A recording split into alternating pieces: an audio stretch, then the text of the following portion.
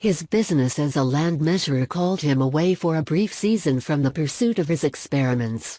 In conformity with an edict of the state, it became necessary to survey the salt marshes in the neighborhood of Saintes for the purpose of levying the land tax. Palissy was employed to make this survey, and prepare the requisite map. The work occupied him some time, and he was doubtless well paid for it. But no sooner was it completed than he proceeded, with redoubled zeal, to follow up his old investigations in the track of the enamels. He began by breaking 36 new earthen pots, the pieces of which he covered with different materials which he had compounded, and then took them to a neighboring glass furnace to be baked. The results gave him a glimmer of hope. The greater heat of the glass furnace had melted some of the compounds. But though Palissy searched diligently for the white enamel, he could find none. For 2 more years he went on experimenting without any satisfactory result, until the proceeds of his survey of the salt marshes having become nearly spent, he was reduced to poverty again. But he resolved to make a last great effort. And he began by breaking more pots than ever. More than 300 pieces of pottery covered with his compounds were sent to the glass furnace, and thither he himself went to watch the results of the baking. 4 hours passed, during which he watched. And then the furnace was opened. The material on one only of the 300 pieces of potsherd had melted, and it was taken out to cool. As it hardened, it grew white and polished. The piece of potsherd was covered with white enamel, described by Palissy as singularly beautiful. And beautiful it must no doubt have been in his eyes after all his weary waiting. He ran home with it to his wife, feeling himself, as he expressed it, quite a new creature. But the prize was not yet won, far from it. The partial success of this intended last effort merely had the effect of luring him on to a succession of further experiments and failures. In order that he might complete the invention, which he now believed to be at hand, he resolved to build for himself a glass furnace near his dwelling, where he might carry on his operations in secret. He proceeded to build the furnace with his own hands, carrying the bricks from the brick field upon his back. He was bricklayer, laborer, and all. From 7 to 8 more months passed. At last the furnace was built and ready for use. Palissy had in the meantime fashioned a number of vessels of clay in readiness for the laying on of the enamel. After being subjected to a preliminary process of baking, they were covered with the enamel compound, and again placed in the furnace for the grand crucial experiment. Although his means were nearly exhausted, Palissy had been for some time accumulating a great store of fuel for the final effort. And he thought it was enough. At last the fire was lit, and the operation proceeded. All day he sat by the furnace, feeding it with fuel. He sat there watching and feeding all through the long night. But the enamel did not melt. The sun rose upon his labors. His wife brought him a portion of the scanty morning meal, for he would not stir from the furnace, into which he continued from time to time to heave more fuel. The second day passed, and still the enamel did not melt. The sun set, and another night passed. The pale, haggard, unshorn, baffled yet not beaten Palissy sat by his furnace eagerly looking for the melting of the enamel. A third day and night passed, a fourth, a fifth, and even a sixth. Yes, for 6 long days and nights did the unconquerable Palissy watch and toil, fighting against hope. And still the enamel would not melt. It then occurred to him that there might be some defect in the materials for the enamel, perhaps something wanting in the flux. So he set to work to pound and compound fresh materials for a new experiment. Thus 2 or 3 more weeks passed. But how to buy more pots?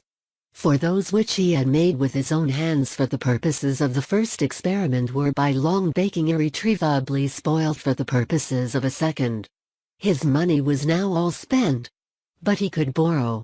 His character was still good, though his wife and the neighbors thought him foolishly wasting his means in futile experiments. Nevertheless he succeeded. He borrowed sufficient from a friend to enable him to buy more fuel and more pots, and he was again ready for a further experiment. The pots were covered with a new compound, placed in the furnace, and the fire was again lit. It was the last and most desperate experiment of the whole. The fire blazed up. The heat became intense. But still the enamel did not melt. The fuel began to run short. How to keep up the fire? There were the garden palings, these would burn. They must be sacrificed rather than that the great experiment should fail. The garden palings were pulled up and cast into the furnace. They were burned in vain. The enamel had not yet melted. 10 minutes more heat might do it. Fuel must be at whatever cost. There remained the household furniture and shelving. A crashing noise was heard in the house. And amidst the screams of his wife and children, who now feared Palissy's reason was giving way, the tables were seized, broken up, and heaved into the furnace. The enamel had not melted yet. There remained the shelving. Another noise of the wrenching of timber was heard within the house. And the shelves were torn down and hurled after the furniture into the fire. Wife and children then rushed from the house, and went frantically through the town, calling out that poor Palissy had gone mad, and was breaking up his very furniture for firewood. For an entire month his shirt had not been off his back, and he was utterly worn out, wasted with toil, anxiety, watching, and want of food. He was in debt, and seemed on the verge of ruin. But he had at length mastered the secret. For the last great burst of heat had melted the enamel. The common brown household jars, when taken out of the furnace after it had become cool, were found covered with a white glaze. For this he could endure reproach, contumely, and scorn, and wait patiently for the opportunity of putting his discovery into practice as better days came round. Palissy next hired a potter to make some earthen vessels after designs which he furnished, while he himself proceeded to model some medallions in clay for the purpose of enameling them. But how to maintain himself and his family until the wares were made and ready for sale? Fortunately there remained one man in Saintes who still believed in the integrity, if not in the judgment, of Palissy, an innkeeper, who agreed to feed and lodge him for 6 months, while he went on with his manufacture. As for the working potter whom he had hired, Palissy soon found that he could not pay him the stipulated wages. Having already stripped his dwelling, he could but strip himself. And he accordingly parted with some of his clothes to the potter, in part payment of the wages which he owed him. Palissy next erected an improved furnace, but he was so unfortunate as to build part of the inside with flints. When it was heated, these flints cracked and burst, and the spiculae were scattered over the pieces of pottery, sticking to them. Though the enamel came out right, the work was irretrievably spoiled, and thus 6 more months' labor was lost. Persons were found willing to buy the articles at a low price, notwithstanding the injury they had sustained. But Palissy would not sell them, considering that to have done so would be to decry and abate his honor. And so he broke in pieces the entire batch. Nevertheless, says he, hope continued to inspire me, and I held on manfully. Sometimes, when visitors called, I entertained them with pleasantry, while I was really sad at heart. Worst of all the sufferings I had to endure, were the mockeries and persecutions of those of my own household, who were so unreasonable as to expect me to execute work without the means of doing so.